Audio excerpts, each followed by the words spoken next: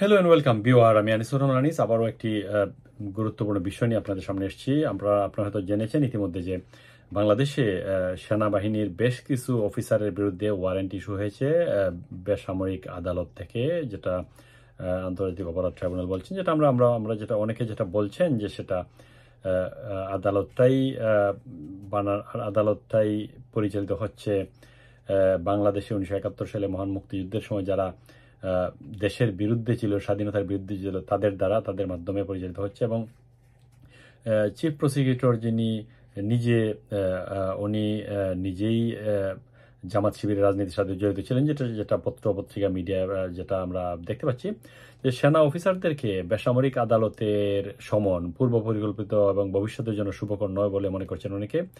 যেটা যে 15 জন কর্মকর্তা ইতিমধ্যে সেনাবাহিনীর হেফাজতে রয়েছেন।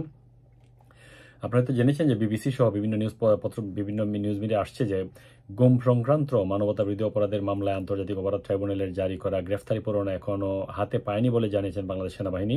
তবে 15 জন সেনা কর্মকর্তাকে তারা হেফাজতে নেওয়ার কথা জানিয়েছেন। আজ বিকেলে আর্মি অফিসার্স মেসে আয়োজিত সংবাদ সম্মেলনে এই তথ্য জানান সেনাবাহিনীর adjutant major general Mohammad Hakimuzzaman.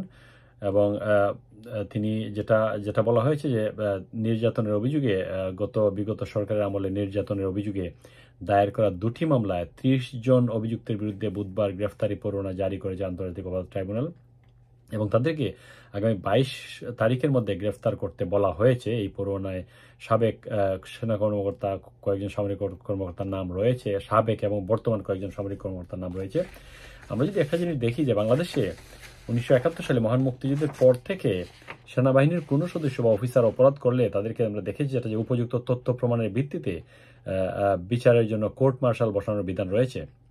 এবং যুদ্ধের সময় শত্রুপক্ষকে তথ্য দেওয়া, দেশের স্বার্থের বিরুদ্ধে কাজ করা, সামরিক অভ্যুত্থান ঘটানো, চক্রান্তে লিপ্ত থাকা প্রভৃতি গর্হিত অপরাধ প্রমাণিত হলে চাকরিচ্যুত, কারাদণ্ড এবং মৃত্যুদণ্ডের বিধানও সামরিক আইনে বিদ্যমান রয়েছে।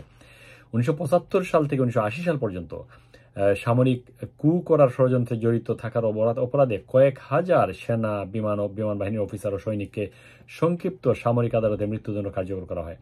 1977 সালের 9 অক্টোবরের পর কেবল 2 মাসে সশস্ত্র বাহিনীর 1143 জন সদস্যকে গণফাঁসি দেওয়া হয়।